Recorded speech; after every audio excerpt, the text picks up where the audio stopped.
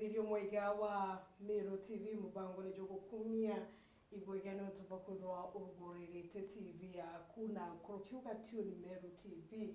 May the Lord bless you, may the Lord do you good. Karankiuga wagita jonde diria wachithirie ndene mubango jojo Gukumia. It is not just kochithirie tu tu. The Spirit of God led you.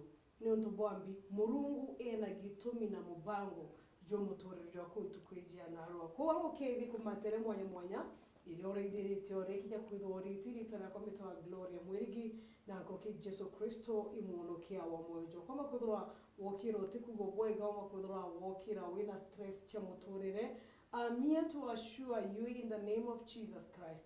Jesu ratwijite gugutumiriria tukwijia na arwa in Jesu umbaga gukamata mirigo yonde emirito oba kudura kwina mantu jakuri twite.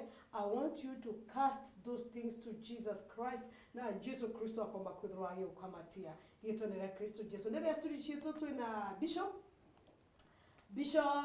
Charles Mwenda all the way from Isiolo Overcomers Ministries tunaenda ni studio chito ne bije mwana netete ko mutumira ajira enene sana. He has been a blessing to create to mwezi yabioni ne bietu. He has been such a blessing na atiko tegita because he is here de yero kodwa agetu kedia na kumira uombe kodwa agetu ikena mbele. Karibu sana Bishop. Asante Gloria, nashukuru Mungu kwa sababu ya nafasi hii ambaye Bwana ametupatia ili kwamba tuweze kunena neno la Bwana. Ni furaha kupata nafasi ya kulishiriki neno la Bwana na watu wa Mungu ili wapate kuhimizika, ili wapate kuyajua yaliyo makusudi ya Mungu juu ya maisha yao. Tunamshukuru Mungu kwa sababu ya kutusaidia na kutuleta umbali huu. We are in a new month and we don't take it for granted. We are so grateful to God for having us and really taking care of us, our families, our lives. Blessings of lanes, we thank God for everything that God is doing in our lives. So ninaamini ya kwamba Mungu ataenda kutunenea na ataenda kuzungumza na mioyo yetu na maisha yetu yataenda kutiwa nguvu. In the name of the Lord. Asante. Nashukuru sana kwa sababu ya neema na kibali cha Bwana. Amen. Mtazamaji, asubuhi ya leo ninamshukuru Mungu kwa sababu ya kibali kupata nafasi kuja njia yako asubuhi ya leo nikilileta neno la Bwana ambalo ninaamini ya kwamba linaenda kuleta tofauti katika maisha yako, linaenda kukuumbia matumaini mapya katika moyo wako, na ninaamini ya kwamba kila wakati Mungu analituma neno lake huwa anakusudi. Na kwa hivyo ninaamini auja connect Melo TV kimakosa asubuhi ya leo. Ninaamini God wanted us to connect ili kwamba neno hili likalete msaada kwa maisha yako. In the name of the Lord. I want to bring God's word to us, na nitasoma andiko ambalo liko katika The Act of the Apostles, Matendo ya Mitume, sura ya 27, mistari michache, alafu nitasoma Act of Apostles also, chapter number 28. Bible, in the book of Acts, chapter number 27, Biblia inasema, and when it was determined that we will sail unto Italy, they delivered Paul and certain other prisoners unto one named Julius, and centurion of Augustus' band. And entering into the boat, the ship Adumitium, we launched, meaning to sail to coast of Asia, one Aristarchus and a Macedonia of Thessalonica being with us. And the next day we touched at Sidon, and Julius courteously entreated Paul and gave him liberty to go into to his friends to refresh himself. And when he had launched from thence, we sailed under Cyprus because the winds were contrary. And when we had sailed over the sea of Cilicia, Pamphylia, we came to Matra, a city of Racia. And there the centurion found a boat of Alexandria sailing unto Italy, and he put us therein. I would like also nisome in Acts chapter 28, verse number 1 to verse number 5. Bible inasema, and when they were escaped, then we knew that the island was called Marita. And the barbarian people showed us no little kindness, for they kindled a fire and received us everyone because of the present rain and because of the cold. And when Paul had gathered bundle of sticks and laid them on the fire, there came a viper out of the heat and fastened on his hand. And when the barbarians saw venomous beasts hanging on his hand, they were among themselves, no doubt this man is a murderer, whom, though he had escaped the sea, yet the vengeance suffered him not to live. And he shook off the beast into the fire and felt no harm. And howbeit they looked when he should have swollen or fallen down dead suddenly, but after they looked a great while, they saw no harm come to him, and they changed their mind and said that he was a god. Blessed be the name of the Lord. Nimesoma maandiko hayo na lugha ya Kiingereza, lakini nitakuwa na nafasi ya kunena na Kiswahili ili kwamba yoyote anayenisikiliza karibu na mbali akaweze kulipokea neno hili. This morning ningependa kushiriki the word of God with us, and I'm giving this message a title, You Must Arrive at Your Destiny at All Cost. You must arrive at your destiny at all cost. Nataka niseme ya kwamba in life ni kwamba tuko katika safari, na katika ile safari tuna hatima ambayo Mungu ametuwekea kama watu wake. Mara nyingi Mungu anapotufunulia hatima yetu, ni hatima huwa imejawa na furaha na inajawa na mambo mazuri ambayo tunayaona katika ndoto zetu na maono yetu, na katika ule wito Mungu anatupatia unakuwa ni wito mkuu. Na wakati mwingi Mungu anaponena nasi, mambo yale huwa anatufunulia huwa yanaonekana wasiwazi ama kinagaubaga. Unaona ni kana kwamba umeyafikia, hata kama umeyaona tu ndani ya roho ama rohoni, unaona ni kana kwamba unayakumbatia, yanakuwa yako. Lakini nasema ya kwamba kila hatima ambayo ni ya kiungu huwa inapita changamoto. Mungu akikuita na akikusudia kuinua maisha yako, utapita mapito mengi.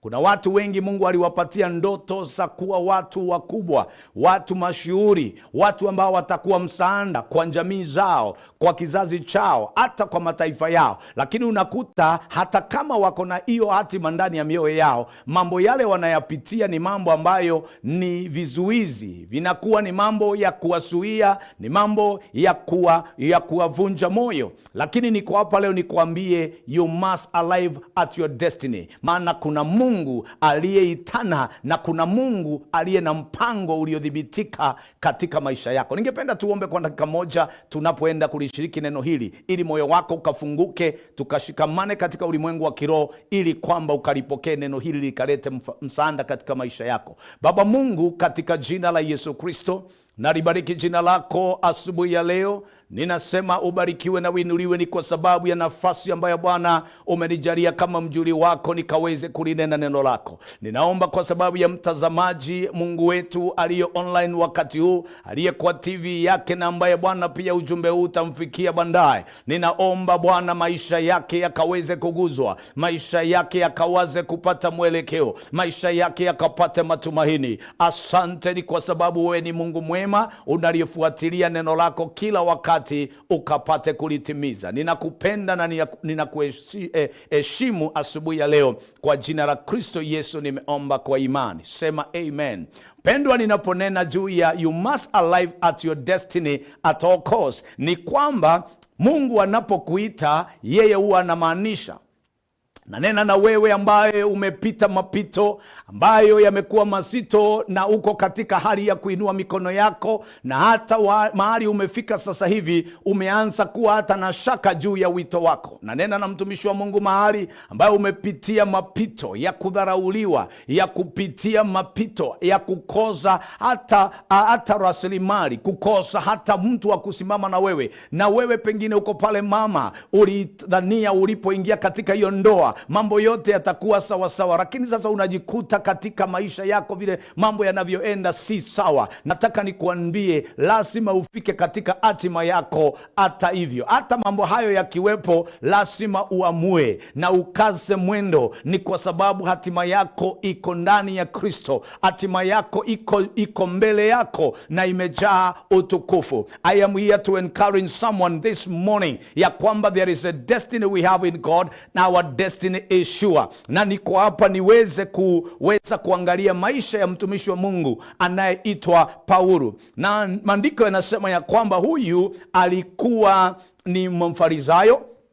Ukisoma maandiko inasema ya kwamba alipata kufundishwa na mkuu wa Mafarisayo aliyekuwa ameheshimika sana, aliyeitwa Gamalieli. Na Sauli alipofundishwa alikuwa na ule wito na bidii ya kufuata sheria na kufuata amri ya amri zile za Mungu alikuwa amemwamuru mtumishi wake Musa, na alizingatia. Maana aungefanyika Mfarisayo kama uwezi nukuu vitabu 5 vya Biblia bila kukosea. Na huyu Paulo alikuwa anavielewa vizuri na alikuwa amejitoa. Na maandiko inasema ya kwamba wakati kanisa la Bwana lilizaliwa alipokea barua. Maana alikuwa a serious young man, akapokea barua aende akawakamate watu ili wakawafunge wale waliokuwa wanataja jina la Kristo ama kusema Yesu Kristo ni mwokozi wa ulimwengu, na wale walikuwa wanashuhudia ya kwamba Yesu alikufa na akafufuka. Walikuwa wanawaita watu wa njia, the people of the way. Na akiwa on his way to Damascus aka-encounter with God on the way. Na bandiko inasema alipoona mwanga mkuu na akaweza kuanguka chini na akasikia sauti kimwambia, Sauli, Sauli, kwa nini unanitesa? Akauliza, ni nani Bwana? Bwana akamwambia, I am Jesus Christ whom you are persecuting. Na Bible inasema from there Mungu akampatia a prophetic word concerning his destiny. Akaambiwa, inuka, maana nimekuchagua uwe chombo changu na uweze kunitumikia, uweze kwenda kwa mataifa, utasimama mbele ya wakuu, utasimama mbele ya wafalme, utanishuhudia mahali pa juu, lakini utayapitia mambo mengi na utateseka kwa ajili ya jina langu, na utahubiria watu na utahubiri mpaka kule Roma. Na Bible inasema ya kwamba alipokuwa pale akapokea neno ya kwamba aondoke na wale walikuwa wanamsaidia aende kwa mtu anaitwa Anania aliyemwombea. Maana alipoanguka pale alipoteza hata uweza wake wa kuona, na alipoombewa na Anania na akaweza kufunguka macho yake na akaona tena, alianza wito wake. Wale alikuwa anawapinga akawaunga ili aendelee kutimiza hatima yake, na akawa sasa yeye ataitwa Sauli tena ataitwa Paulo. Na sasa ninaponena juu ya Paulo, tunamuona akipita mambo mengi, akiwa ametumiwa na Mungu kwa njia kuu kudhibitisha makanisa na kuhubiri habari njema. Na katika miondoko yake ya missionary journeys tunamuona akipita miji mingi, alipita mapito mengi. Kuna wakati angepigwa mawe, na wakati mwingi angeonewa na watu ambao alikuwa anahusika na wao hapo awali kama Wafarisayo. Wakati mwingi wanapanga vile watapata kumuua, anawekwa kwa basket, anasushwa ili aweze kutoroka. Lakini nataka nikuambie, the man was determined. Sasa tunamuona katika Matendo ya Mitume akiwa katika safari ya kuelekea kule Roma. Maana lazima angefika Italy in Rome ili aweze kuhubiri mbele ya Kaisari na aweze pia kuhubiria wale wakuu waliokuwa katika ule mji, ili awaambie jinsi ambavyo Kristo alikufa na akafufuka, na yeye ndiyo Bwana na ndiyo Mwokozi wa ulimwengu. Na Bible inasema ya kwamba wakaingia katika mashua, na walipoingia, maana alikuwa na sauti ya Mungu, akawa ameelewa ya kwamba hatima ya hiyo safari vile itakavyokuwa. Alipoambia yule ambaye alikuwa mkuu wa ile merikebu, wakakataa kumsikia, maana alikuwa tu ni mfungwa. Hawakuelewa ya kwamba yeye ni mtumishi wa Mungu, maana walimchukulia kama wale wafungwa wengine. But the Bible inasema when they were on the way, Biblia inasema kukawa na msukasuko, mawimbi yakawa mengi, na ile merikebu ikapitia mahali ya dhoruba kuu. Na Bible inasema ya kwamba mara wakatembea kama hata zaidi ya wiki moja wakiwa katika giza, hawaelewi mahali wanaenda. Na tunaona mara nyingi watu walikuwa katika hali ya kukata tamaa. Mungu anamtokea Paulo, anamwambia usikate tamaa, maana Ni lazima uweze kufika katika hatima yako. Lazima hautaangamia baharini, na kwa hivyo ambia watu mlio na wao hawataangamia kwa sababu yako. They are safe together with you, lakini kile kitatendeka, mtapoteza mali yenu yote na hata merikebu itaweza kuharibika, lakini lazima kila mmoja wenu ataokoka. That was Paul. Anasimama anawaambia, wapendwa, msikate tamaa. For some few days now you have not eaten anything. Arise and eat, because none of you is going to be wasted. The Lord God and the angel of God whom I serve appeared to me last night and told me, we are going to be all saved, though we shall the ship will be destroyed and we shall lose all the properties that are in the boat, but you will be preserved. Nataka niseme ya kwamba huyo ni Paulo aliyekuwa na mwanga wa kuelewa hatima yake vile itakavyokuwa. Sasa tunamuona amefika katika kisiwa kinaitwa Merita, na akifika pale, Bible inasema tulipokwisha kuokoka ndipo tukajua tumefika kisiwa kile chaitwa Merita. Na Bible inasema wenyeji waliwafanyia mambo ya fadhili isiyokuwa ya kawaida, maana waliwasha moto wakawakaribisha wote, kwa sababu kulikuwa na mvua iliyokuwa imenyesha na kulikuwa na baridi nyingi. Paulo, Bible inasema, alipokuwa akikusanya mzigo wa kuni, maandiko inasema nyoka akatokea kwa moto, kwa zile kuni, kwa sababu ya moto, akamuuma Paulo kwa mkono. Na alipomuuma, wale wenyeji walipoona yule nyoka amesonga na amemuuma mkononi na amekwama pale, wakaambiana, huyu mtu ni muuaji ambaye hata kama ameokoka katika bahari, haki haimuachi kuishi. Na yeye alipokuwa akiendelea, akaweza kumtukuzia motoni ile nyoka asipate madhara yote. Na maandiko yanasema walipomwangalia kwa muda, we are not told for how long, lakini unasema walipomwangalia kwa muda, wakijua vile hilo nyoka ina sumu, vile ikiuma mtu huwa anavimba na hatimaye anaanguka, anakufa. Wakasema, wacha tungoje tuone. Walipongoja kwa muda, and nothing happened to Paul, they said, this man is not a ordinary man, he is a God. Wakasema, huyu si mwanadamu, huyu ni Mungu. Jina la Bwana Mungu wetu libarikiwe. Nataka nimegusia hiyo historia ama hiyo habari ya Paulo mtume ili nikuletee wazo kwa maisha yako. Tunaona Paulo alipita mapito mengi, na tunaona ya kwamba kulikuwa na mlango uliokuwa wazi. Anasema katika Biblia, katika kitabu cha Wathesalonike na hata Wakorintho, anasema mlango wa kuhubiri habari njema uko mkuu na uko wazi, lakini ni wengi wanipingao. Kuna wengi wanaosimama kinyume na hatima yangu. Nataka niongee na wewe, nikuambie ya kwamba kila wakati Mungu mlango wa hatima yako lazima kutakuwa na pingamizi.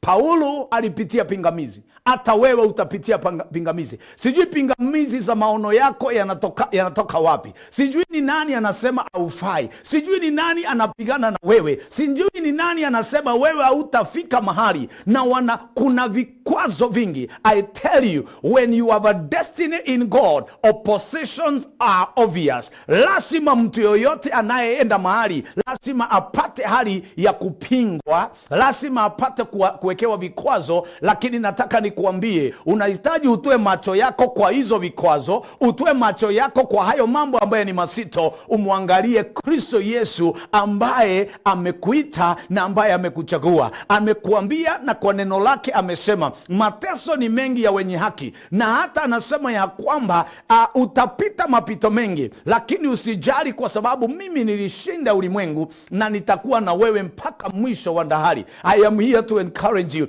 Nikuambie, there is a great door that God has set before you, na kwa sababu kuna mlango ulio mkubwa na ameweka mbele yako, lazima utajikasa, lazima utaamua kusonga mbele, because you must arrive at your destiny.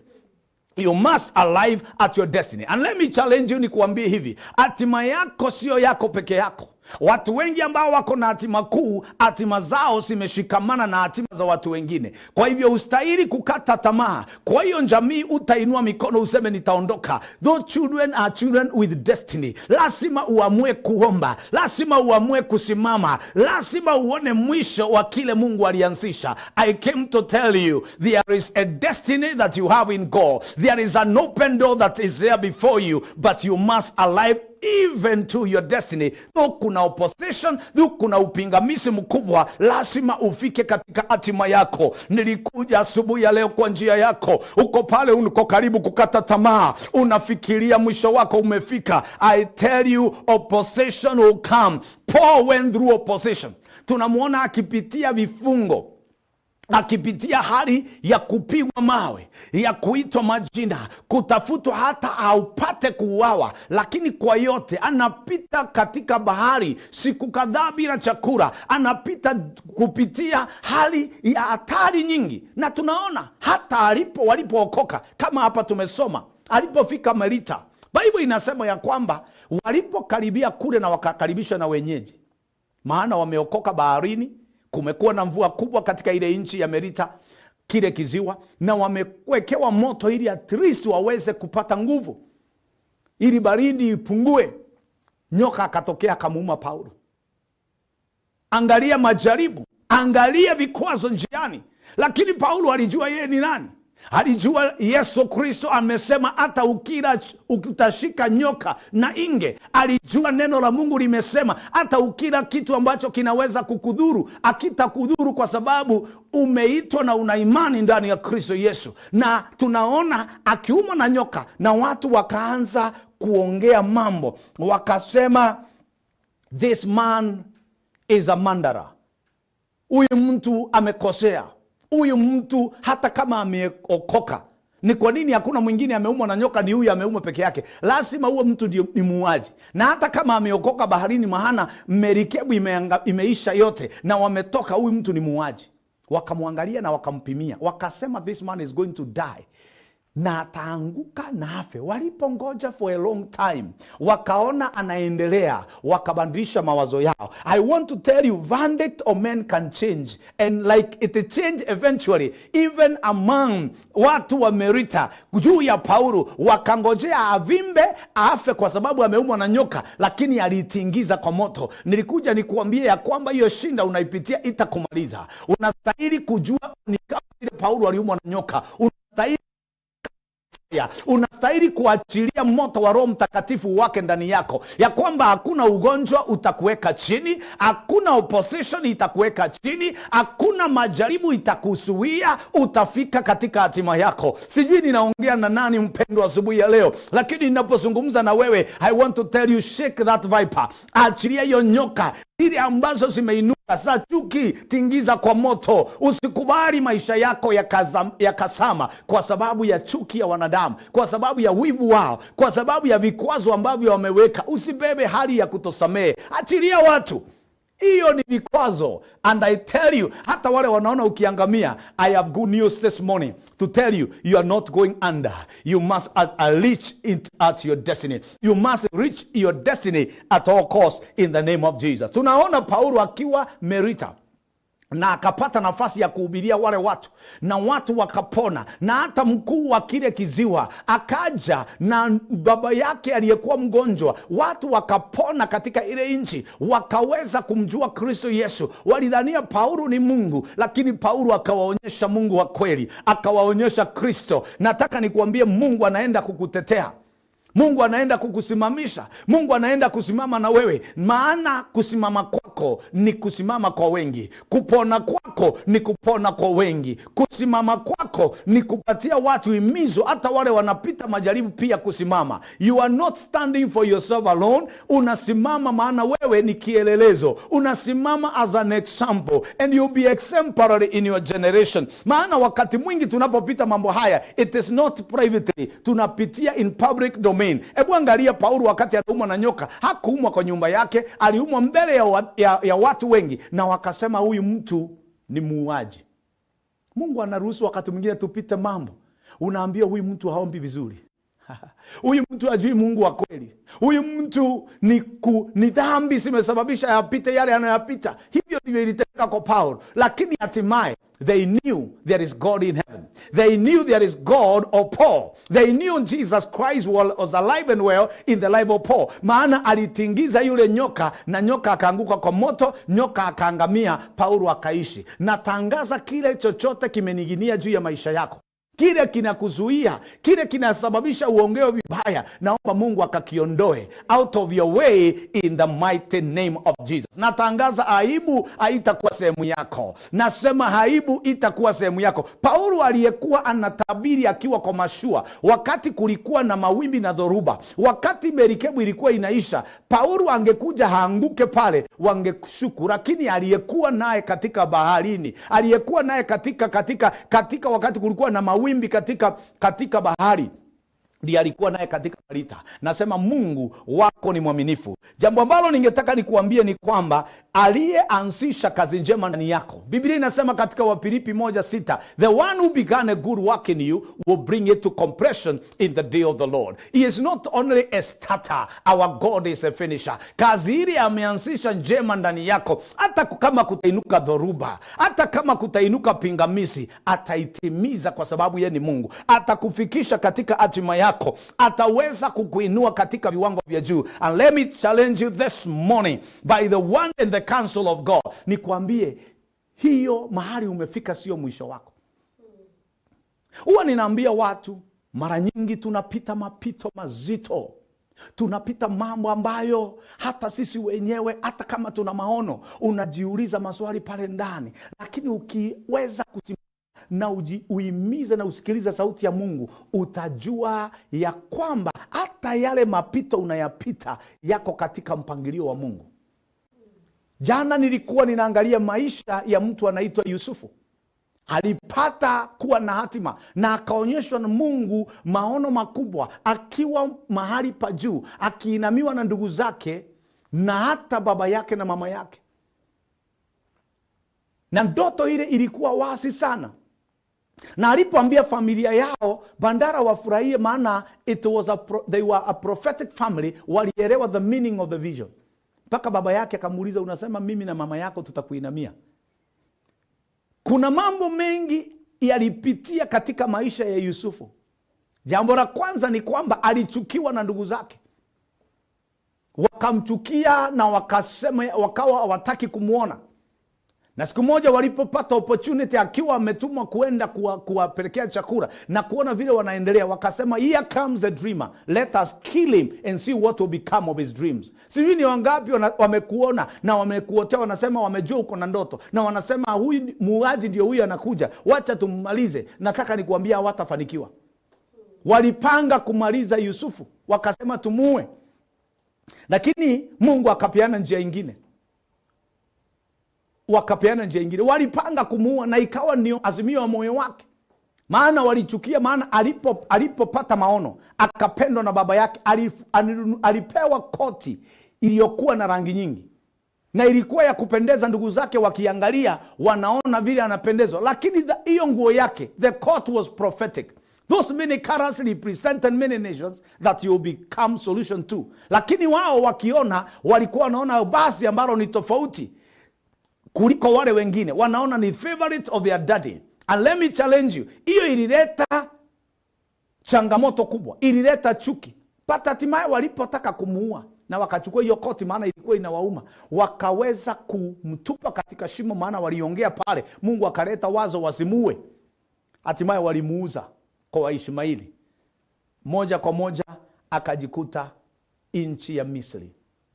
Kaingia kwa nyumba ya mtu anaitwa Potifa, akakaa pale na akawa mfanyikazi. Niyo ni hatima. Lakini hata katika mambo hayo yote ilikuwa ni lazima afike katika hatima yake. Pale kwa nyumba ya Potifa akaonewa. Kukawa na mambo yaliyoingia, mambo yasiyokuwa mema, akawekewa mtego na mke wa Potifa. Lakini maana alikuwa mcha Mungu, akashinda ile vita. Lakini aliposhinda, ikawa amewekelewa ya kwamba alitaka kumbaka yule mke wa mkuu wake Potifa, na ilikuwa ni uongo. ikamsababisha awe katika njera. Ametoka kwa Potifa, mahali alikuwa mfanyikazi, akaingia sasa kuwa njera katika nchi ya ugeni, na akawekwa kwa wafungwa wa mfalme. Maana huyu Potifa alikuwa pia kiongozi katika nchi ya Misri, na akiwa pale akaendelea kuwa na kibali cha Mungu akiwa gerezani. Ametupwa na ndugu zake, ameuswa, amejikuta kwa Potifa akiwa mfanyikazi, mambo yametokea, amejikuta njera and in prison. Maandiko inasema alipata favor na the man that was in charge of that prison, na akawa in charge, akawa pale anaangalia wale wafungwa wengine. Na Bible inasema Mungu akasababisha, kwa sababu lazima ndiye alikuwa anahusika katika mambo haya yote. Adui anapanga yake, lakini Mungu anapanga yake. Akakutana na wafanyikazi wa mfalme Farao. Mmoja alikuwa yule aliyekuwa ekabeala, na mwingine alikuwa batra aliyekuwa nakoka mikate ya mfalme. Wote wakawa wamekosea na wakawekwa pale gerezani, wakawa na Yusufu. Na usiku moja Mungu akasababisha waote ndoto. Walipoota ndoto wakawa na huzuni. Yusufu akaweza kuona wamehuzunika, akawauliza, kwa nini mna huzuni? Yule aliyekuwa ekabeala akamwambia, niliota ndoto, nikaona nikiwa nimebeba the grapes, nimebeba zabibu na kikombe cha mfalme. Nikaona nikifinya zile zabibu, na nikaona nikijaza kikombe na nikimpelekea mfalme, na nilikuwa nimebeba matawi matatu yaliyokuwa yamebeba zabibu. Akapata tafsiri, akaambiwa, hizo branches ulipata za zabibu ni siku 3. Baada ya siku 3 utaitwa na mfalme, utarejeshwa katika kazi yako, na utaendelea kumtumikia mfalme na kumpatia kikombe kama vile ulifanya hapo awali. Ule wa pili aliposikia ndoto ilikuwa nzuri, akamwambia pia, mimi nilikuwa nimeona nimebeba vikapu 3 na vikiwa na mikate, na ndege wa angani walikuwa wanakuja wanachukua ile mikate wanaenda naye. Akaambiwa pia, wewe baada ya siku 3 utaitwa na utahukumiwa kufa, utakatwa na ndege wa angani watakula nyama zako.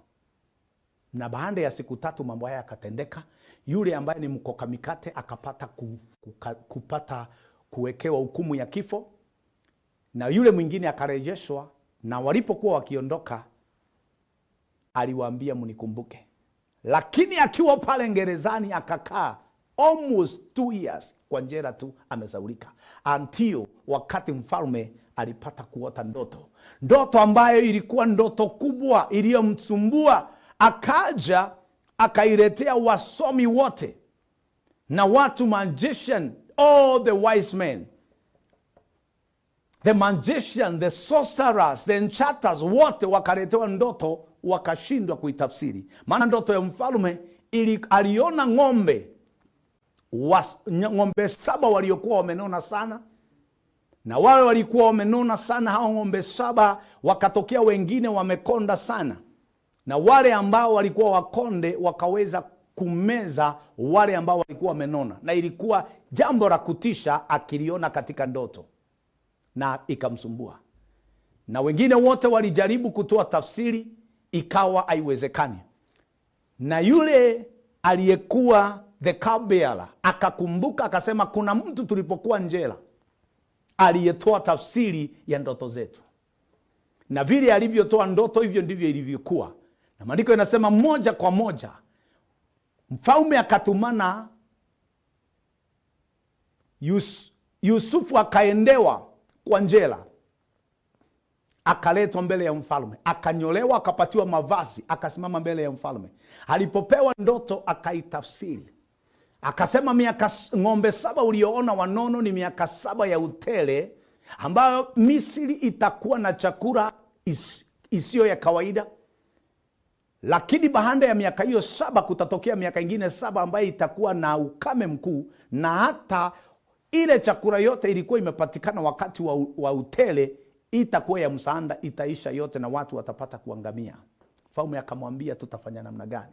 Akamwambia mfalme, ni sharti tuweke mikakati. We come up with the storehouses. Miaka hii 7 tuhifadhi chakula, ili wakati kutakuwa na njaa tukaweze kuwa na akiba. And then the king said, no one who is brilliant, no one can take that place, but you are going to take that place. You'll be second in command. You'll become the one that is in charge. Akatoka njera, akawa the prime minister in the land of Egypt. Nataka kwenda haraka nikuambie, mambo haya yalitendeka wakati tiinifu wa Mungu. Akiona vile alichukiwa na ndugu zake, vile alivyotupwa kwa shimo, vile alienda kwa Potifa, vile alikuwa njera, mambo haya yangemvunja moyo. Lakini hatimaye, kwa sababu you must arrive at your destiny, ukisimama na Mungu, aliweza kusimama mbele ya Farao, akatoa tafsiri na akawa the prime minister in the land of Egypt. Nasema kile Mungu amepanga uwe utafanyika. Maandiko inasema ya kwamba baada ya muda njaa ilipotokea, Biblia inasema ya kwamba jambo lilitendeka lisilo la kawaida. Ndugu zake, kwa sababu njaa ilikuwa katika mataifa yote, hata wao ndugu zake wakaja Misri. Na walipokuja Misri, akiwa mfalme hawangeweza, akiwa prime minister hawangeweza kumjua, lakini yeye aliwatambua. Na ili ndoto itimie, I want to tell you, waliweza kuzungumza na wakaulizwa maswali juu ya baba yao na juu ya ndugu yake na ndugu yake yule mdogo Benjamini, na wakapanga mipangilio. Sitaingia kwa hiyo yote, lakini hatimaye tunaona wote wakija Misri. Na wakija Misri wanakuja kama vile alivyoona. Ndugu zake 11 waliinama mbele zake, ndoto ikatimia. Baba yake na mama yake. Wakati huu sasa mama yake Rachel alikuwa amekufa, yule alikuwa mama amebaki ni Lea. Na kwa hivyo rasima wangekuwa wazazi wawili. Yakobo na mama yao Lea akawa pia wameinama mbele zake, ili ndoto ikatimia. Nataka nikuambie ndoto yako itatimia. Nasema utafikia katika hatima yako. Nasema yale yote umeyapita, they are there for a season. You must arrive at your destiny. I came to tell you, don't give up on God. God will not give up on you. Ukisimama na umwangalie Mungu, alianzisha kazi njema ndani yako, ataitimiza. Alianzisha hiyo safari ulianza, ataifikisha mwisho. Watu walio na maono, watu walio na hatima, huwa wanapita mambo mengi. Ukiona yoyote ambaye amefaulu, amefika kiwango fulani, iwe ni wa uongozi, iwe ni hali ya kuwa na rasilimali, iwe ni kufikia viwango vya heshima, hao watu wamepita mapito. Nataka nikuambie, usikate tamaa. You must arrive at your destiny. No matter what comes on your way, make up your mind, you must arrive at your destiny. You must have impact in your generation. Elewa ya kwamba your life is not your life alone. Your life is connected to many people. The reason why we stand, tusimami tu kwa sababu ya sisi wenyewe. Tunasimama kwa sababu we are encouragement to many others who are looking up to us, even as examples. I want to tell you, Bible inasema, since we are surrounded by great crowd of witnesses, let us aside every sin and every weight that so easily ensnares us, and we learn the race that is set before us. Tukimwangalia Yesu Kristo ambaye ni mwanzilishi na mkamilishi wa imani yetu. He is the author and the finisher of our faith. You need to trust God. I'm about to pray, but I want to tell you, you must trust in God. You must make up your mind. I'm not giving up. Mimi sitakata tamaa. You must make up your mind. Elewa opposition will come. Elewa challenges will come. Pengine changamoto yako ni ugonjwa, na unasema ya kwamba ugonjwa umenisumbua kwa muda mrefu. Nataka nikuambie, huo ugonjwa utakumaliza. Anasema yeye anatuponya magonjwa yetu yote na anatusamea dhambi zetu zote. Ukiwa na imani, atakuokoa katika hiyo kitanda cha ugonjwa, atakutoa katika hiyo kifungo, atakutoa katika kifungo. Hata kama uko njera, he can set you free because he is God. Alimtoa Yusufu kwa njera, akamuinua akawa second in command, akawa prime minister in the superpower of the day that was Egypt. Akawa the great man. Nataka nikuambie, Mungu atakutoa hapo. Mungu atakutoa. Unaweza kuwa saa hii hata kula ni challenge. Chakula ni changamoto. Unaweza kuwa changamoto ulio naye ni hata kwa ajili ya watoto wako. You don't know. watasoma namna gani? But I want to tell you, hold on to God, do the best you know how, and God will do the rest, because our God is faithful.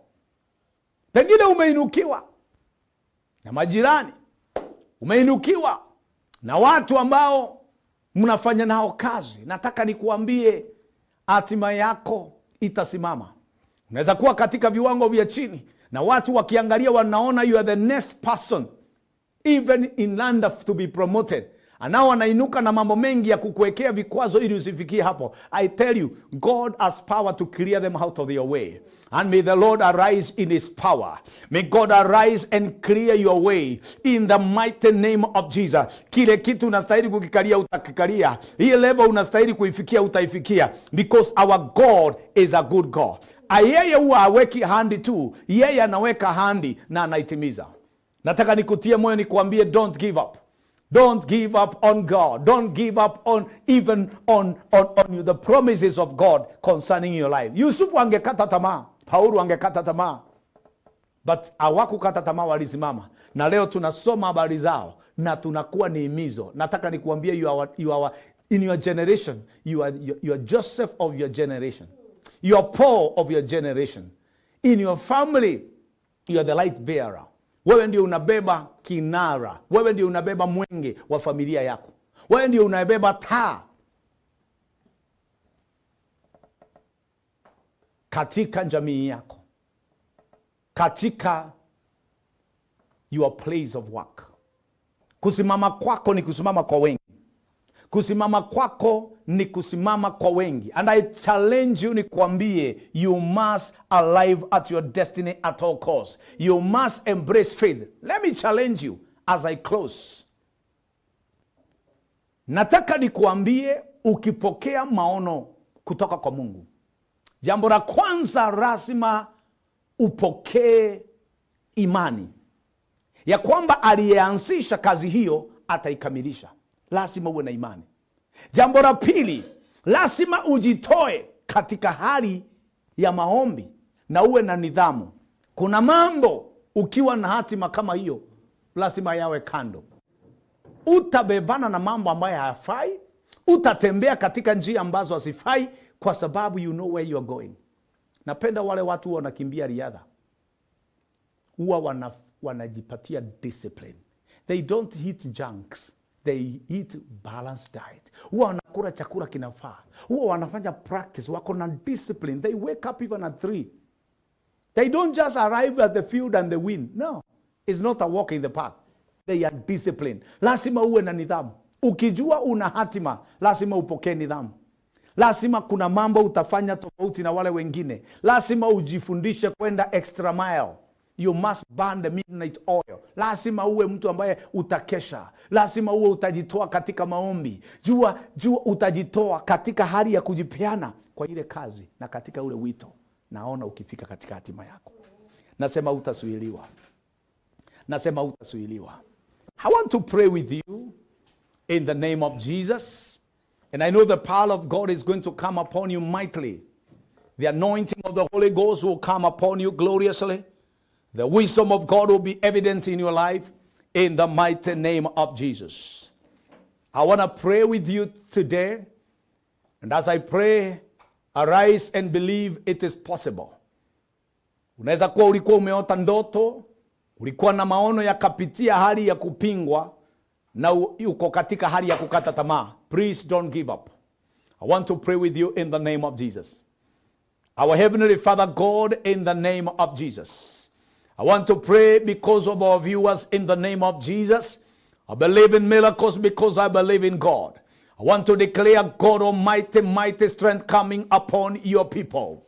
Mighty strength coming upon your church. Mighty power coming upon those who believe in your word.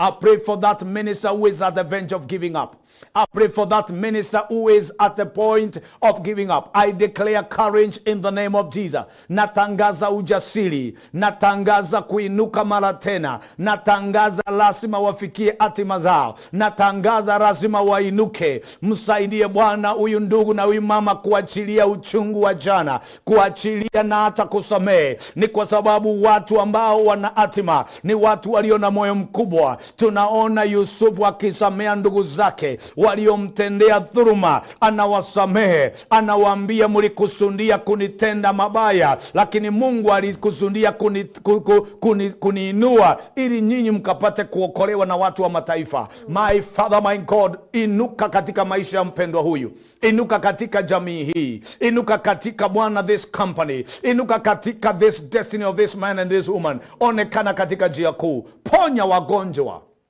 fungua waliofungwa, pia watu wako matumaini. Natangaza ndoto ambazo zimefifia zikainuke tena. Ndoto ambazo zimefunikiwa, naomba zikaweze kufunguka na kuweza kutimia. Ubarikiwe Bwana na uinuliwe, kwa sababu unawatenda watu wako yaliyo mema. Katika jina la Kristo Yesu nimeomba. Amen and amen. Amen. Amen. Thank you very much, Bishop. Yes. That was very powerful. Amen. Kinyo kaga untubungi. Anto bara bena destiny, bedagira bena moyo chomo nini. They have a very big heart. Why? Nungu chura geni between Bishop Ogo. There yakona, if you have a big destiny, you will encounter with so many people. Anto baba ingisa na jirene.